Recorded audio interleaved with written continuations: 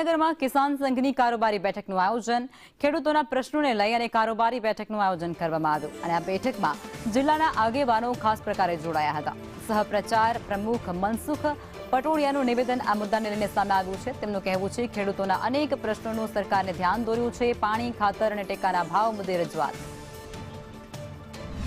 માનો નહીં કે ખેતી પ્રધાન દેશની અંદર ખેડૂતોની બરબાદી થાય, અનેક પ્રશ્નો સરકારને રજૂઆત કરી છે અમારી પ્રદેશ દ્વારા અને ઘણા લાંબા સમયથી આ પ્રશ્નો પડતર છે।